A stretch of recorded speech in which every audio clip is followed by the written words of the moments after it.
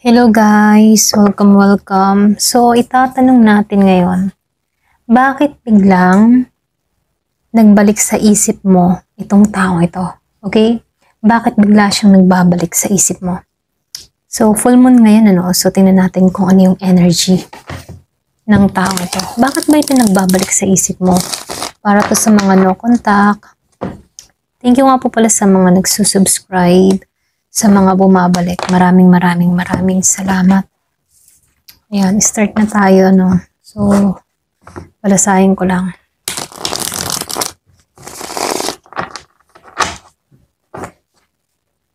Bakit bigla siyang nagbabalik sa isip mo?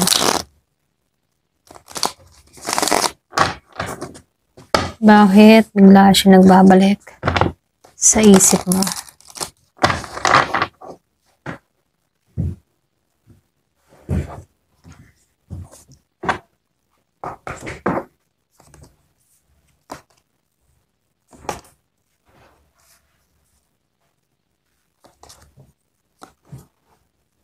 So, dito, no, meron akong nakitang earth sign, Virgo, Capricorn, Taurus. Meron ding Gemini, Aquarius, and Libra. Meron din akong nakitang Pisces. Malakas dito ang earth sign. Hindi meron kang kadiling na earth sign.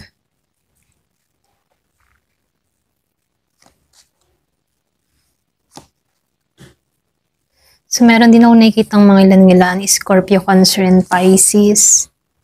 Okay? Ayan. So, start na tayo. So, nakikitaan ko dito, no, dahil full moon, malaki yung epekto nito kung bakit bigla tong pumapasok sa isip mo.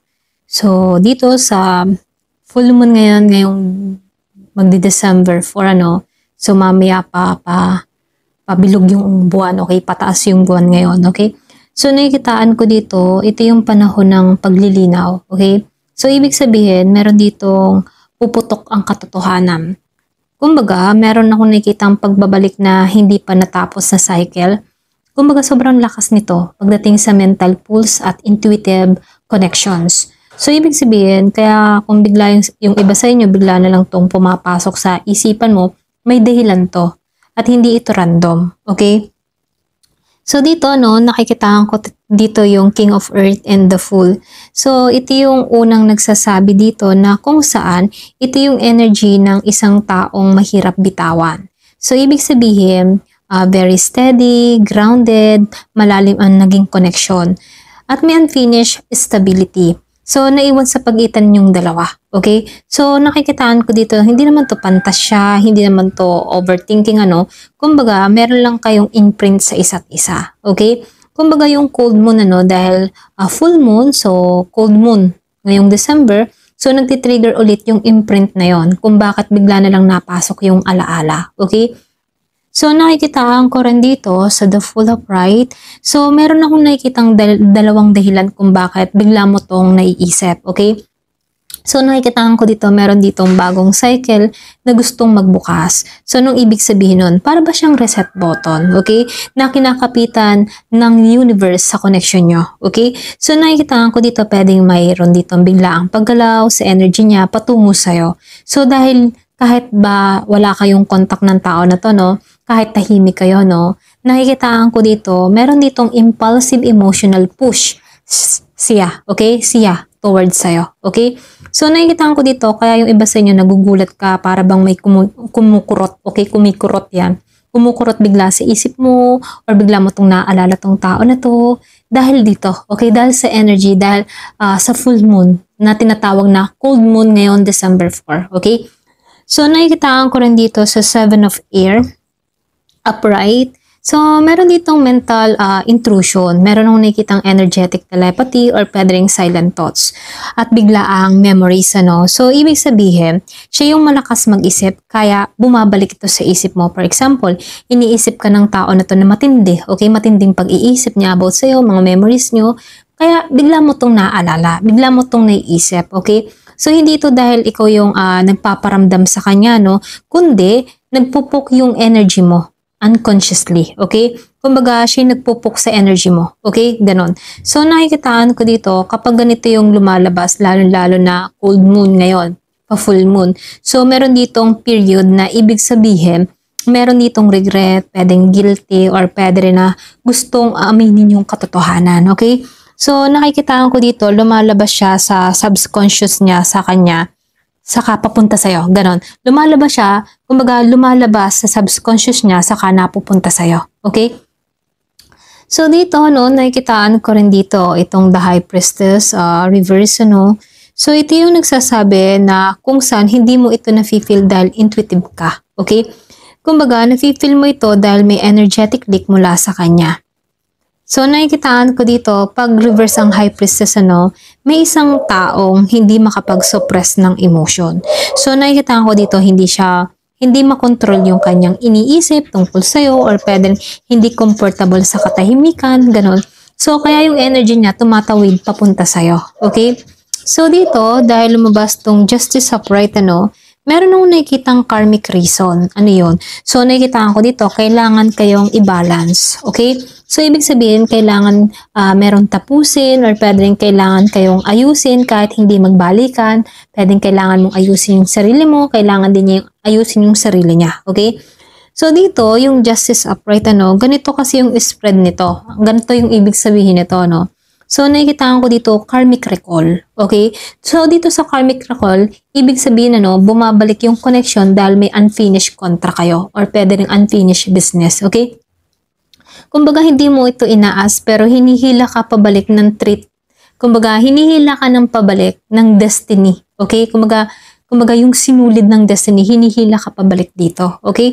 Kasi meron pang dapat ayusin. Okay? Kumbaga, meron ditong unresolved issue. Kaya, hindi maputol-putol kung bakit lagi mo itong naaalala. Okay? So, nakikitaan ko rin dito sa Six of Earth Reverse, ano. So, ito yung pinakamalalim na dahilan. Okay? Kumbaga, hindi equal yung ibinigay niya dati. Okay? So, ibig sabihin, hindi niya naibalik yung effort, presence, o truth. At ngayon, siya mismong nakakaramdam ng imbalance. Okay? Kapag may imbalance sa soul contract, ang universe mismo ang nagbubukas ng energy para bumalik ito sa surface. Kaya ka biglang nakakaramdam or kaya bigla kang nakakapag-isip dito. Okay? Kumbaga, nakikitaan ko dito, meron pang soul contract na hindi pa natapos or pwede rin naghiwalay kayo ng may sama ng loob or pwede rin naghiwalay kayo ng hindi nag-usap ng maayos, mga ganun, no? Kumbaga, hindi natapos, hindi nagkaroon ng magandang usapan. Okay? So, nakikitaan ko rin dito sa The Tower Upright, ano, meron ditong malaking trigger. So, anong ibig sabihin nun? Recently, may nangyari sa kanya na nag-shake ng stability niya. Okay? At ikaw ang unang sumasagi sa isip niya. For example, pwedeng nahihirapan siya, pwedeng meron siyang mga problema, or pwedeng sobrang sukong-suko na siya. Ikaw yung biglang naiisip ng tao na to na makakatulong sa kanya. Okay? So, nakikitaan ko dito, dun pumapasok yung realization, or pwedeng nagkaroon to ng emotional shock. Kumbaga, biglang takot na nawala ka forever. Mga ganun, no? So, meron ditong breakdown na nangyari sa kanya. Okay? So, nakikitaan ko dito, yung The Tower, ano, meron ditong emotional earthquake, okay, sa kanya. At nagkaroon to ng mental echo sa'yo, okay? So, nakikitaan ko rin dito sa Knight of Air, ano, ito yung energy ng taong gusto kang kausapin pero hindi makagawa ng move, okay? So, ibig sabihin, dito sa Knight of Air, meron ditong fast thought or pwede rin fast urge or fast emotional pull, okay? Siya yun. Kumbaga, ikaw yung target ng isip niya. Kaya ikaw nagre-react kahit wala naman siyang ginagawa physically. Okay? So, nakikitaan ko rin dito sa Ace of Earth Reverse, ano, ito yung dahilan kung bakit hindi mo ito nararamdaman dati pero ngayon bigla. Okay? So, nakikitaan ko dito may namimiss na opportunity dati. Kumbaga, and now, bumabalik ang regret. So, nakikitaan ko dito, yung card na to para bang tipo na sayang. Okay? Kumbaga, sayang. Nangihinayang siya, sayang, hindi ko ginawa iyon.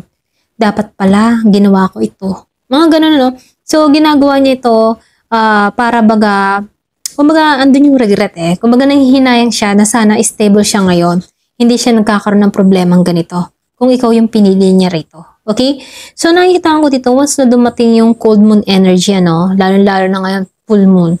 So, nakikita ko dito, lahat ng regrets niya nagiging active. Okay? Kumbaga, para ba siyang binuhusan ng ng realization. Okay? So, nakikitaan ko rin dito sa Eight of Earth, reverse ano.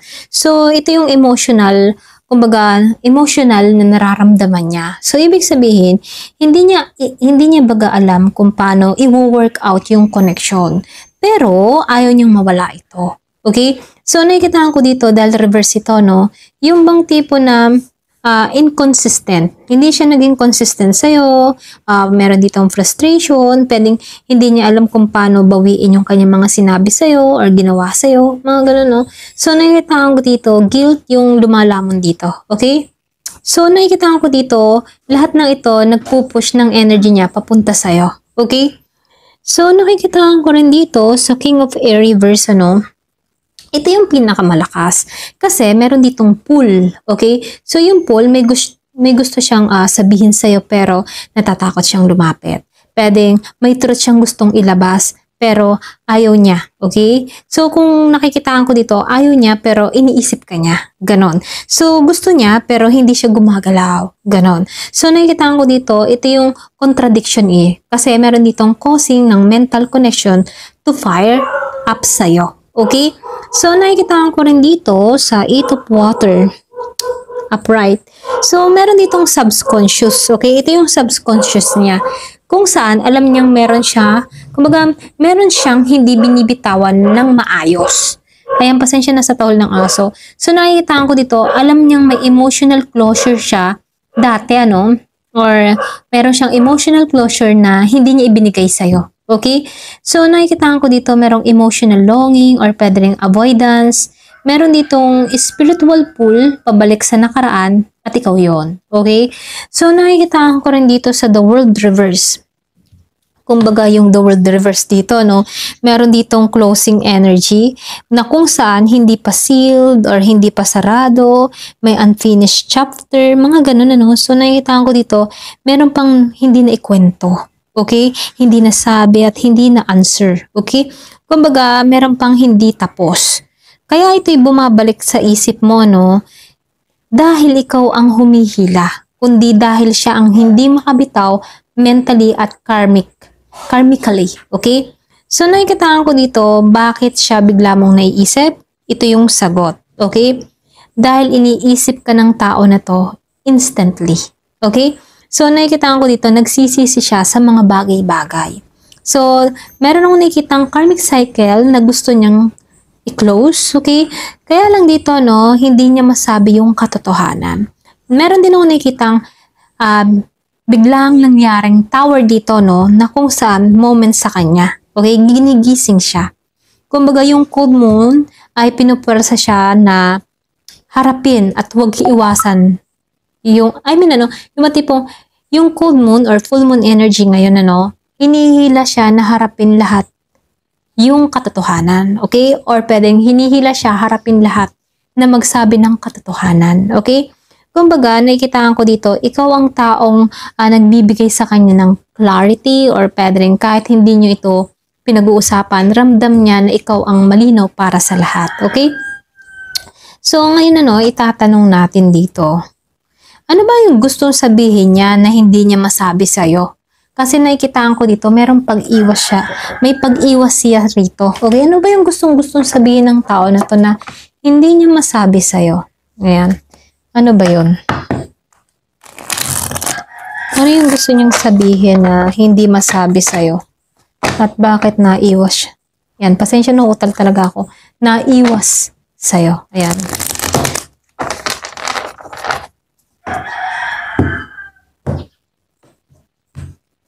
Ano yung gusto niyang sabihin na hindi niya masabi?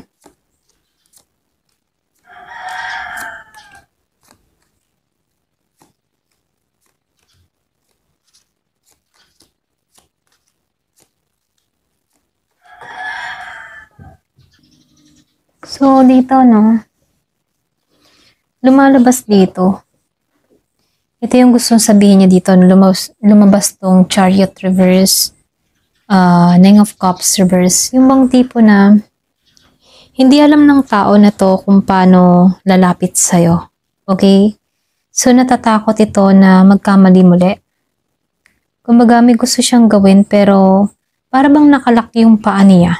Ganon. Alam niya kung ano yung direksyon pero wala siyang tapang kumilos. So, nakikitaan ko rin dito sa Nine of Cups dito, no? Yung bang tipo na hindi siya masaya dito kahit anong ipakita niya sa iba. Okay? So, nakikitaan ko dito, para ba siyang unfulfilled emotional na yung unfulfilled emotional desire, kulang siya doon. Okay? Parang malungkot siya doon, para doon ano. So, ikaw yung gusto niya pero hindi niya maamin kasi nahihiya sa kawalan niya ng confident. Okay? Kumbaga, wala tong confident na humarap sa'yo. Pwedeng hindi ito stable, pwedeng nahihirapan siya sa sitwasyon niya. Ganon. Okay? So, nakikitaan ko rin dito sa Justice Reverse, ano? Yung bang tipo na alam ng tao na to na may mali siya. Alam niya dito na hindi naging patas siya sa'yo at hindi niya alam kung paano ba ayusin ito. So, ibig sabihin, pinakakatakutan niyang sabihin na nagigilty siya. Na marami siyang mga maling nagawa sa'yo, hindi siya naging balanse mismo, okay? Kahit alam naman niya kung paano gawin ito sa'yo. Okay? Pag hindi siya naging balance para sa'yo, hindi siya naging patas, ganon. So, ayaw niyang aminin kasi para sa kanya, no? Pag inamin niya iyon, kailangan niyang harapin yung consequence. Okay? So, nakikitaan ko rin dito si Strength Reverse, ano? Mahina itong tao na to pagdating sa'yo. So, ibig sabihin, hindi siya confident. Ayan, pasensya na utol ako. Hindi siya confident, hindi siya sigurado, gano'n ano. So, hindi niya kayang ipakita yung vulnerable niya. Okay? So, kahit strong siya sa ibang tao, no, pagdating sa'yo, mahina siya. Natatakot siyang mabasag. Okay? So, dito sa Five of Cups, upright, ano, so, pinagsisisihan ng tao na to yung mga nangyayari. Okay? At ito, no, ikaw yung loss niya rito. Okay? So, lumalabas din dito, nagsisi siya na hindi niya kayang i-voice out, okay? So, ibig sabihin, gusto niya itong sabihin pero nahihiya, natatakot na ma-reject, ano? So, hindi niya alam kung deserve pa ba siya, ganon, okay? So, dito, no, lumalabas din dito, yung bang tipo na sinusubukan niyang kalimutan ka dito pero hindi niya kaya rito. Okay? So, nakikita ko dito, nagkakaroon siya ng anxious, lalo-lalo na sa gabi. Nagkakaroon to ng overthinking, or pwede rin, yung mga sinasarili niya lahat-lahat ng problema niya. Okay? Kumbaga, hindi niya ito inaamin dahil ayaw niyang magmukhang mahina. Okay? So, dito, no, nakikitaan ko rin dito, lumayo tong tao na to dahil akala niya yun yung tama. Okay? Pero mali pala. Kumbaga, ito yung pinaka hindi niya masabi ng direkta. So, nakikitaan ko dito, hindi siya lumayo dahil hindi ka mahal. Kundi, lumayo siya dahil natatakot siya. Okay? So, nakikitaan ko rin dito sa Death Upright, ano, may kailangan siyang baguhin dito. Lalo-lalo na sa sarili niya, no? Bago ito bumalik sa'yo. Okay? So, ibig sabihin, gusto niyang sabihin na nagbabago na ang buhay niya, or pwede rin merong transformation na nangyayari sa kanya, meron nang natapos sa kanya. Kumbaga, nakikitaan ko dito, tinapos niya na yung old patterns, okay? Pero, hindi pa siya handang humarap sa'yo habang nasa processing iyon, okay? Kumbaga, nasa proseso pa lang iyon, okay?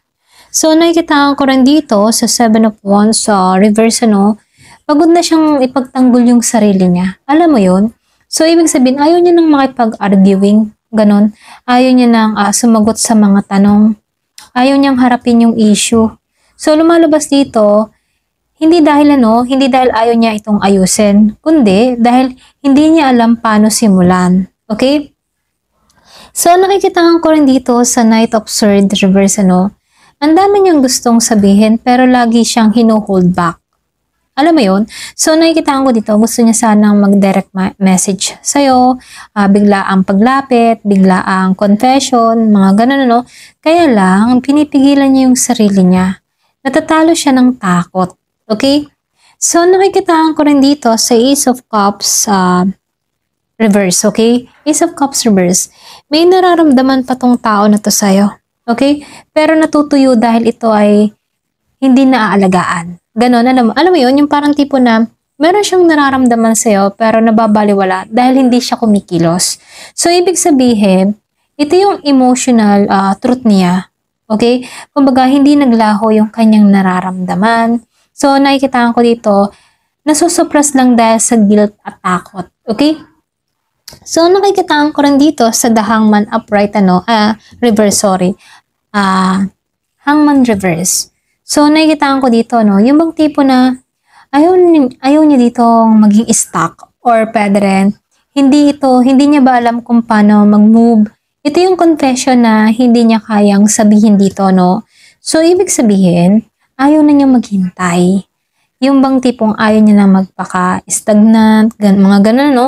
So, pero natatakot siyang gumawa ng unang hakbang. Okay? So, nakikita ko rin dito sa Page of Swords Reverse. Minamasdan ka ng tao na to, pero ayaw niyang malaman mo na ginagawa niya iyon. Okay? Like, social media, TikTok, mga ganun, no? Sa mga Facebook or mahilig ka magpo-post, nakamasid siya pero ayaw niyang malaman, ayaw niyang mahalata na alam mo, okay, na ini-stalk mo siya, ini-stalk ka niya, ganun. So, nakikita ko dito, minamasan ka ng tao na to, pero ayaw niyang malaman na ginagawa niya yon, okay? So, silent checking ang nangyayari dito, pwedeng silent curiosity, silent longing, okay? So, nakikita ko dito, ayaw niyang aminin kasi baka isipin mong clingy. Alam mo yun? So, nakikita ko dito, ayaw niyang aminin kasi baka isipin mong naghahabol siya.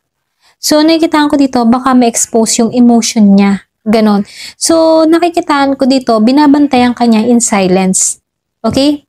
So, nakikitaan ko dito, dito, ito yung hindi niya kayang sabihin sa'yo ng diretso. Okay? So, ito yung lumalabas, Hindi ito lumayo dahil wala siyang pakialam. Lumayo itong tao nito dahil hindi niya kayang harapin ang sarili niyang pagkukulang. So, natatakot siya sa feelings niya para sa'yo, kaya ito'y nagtago. Okay? At pinagsisihan nito kung paano niya tinarato yung connection ninyo. Okay? So, ngayon, itong tao nito, hindi ka pa rin ito kayang bitawan. Pero, hindi niya alam kung paano sisimulan ang pag-aayos. So, lumalabas din dito, pinagmamasdan ka niya, iniisip ka niya, at hanggang ngayon, ikaw pa rin ang hindi niya masabi na hindi niya kayang i-let go. Okay? Ayan, hanggang dito na lamang po. Thank you for watching. Love and peace.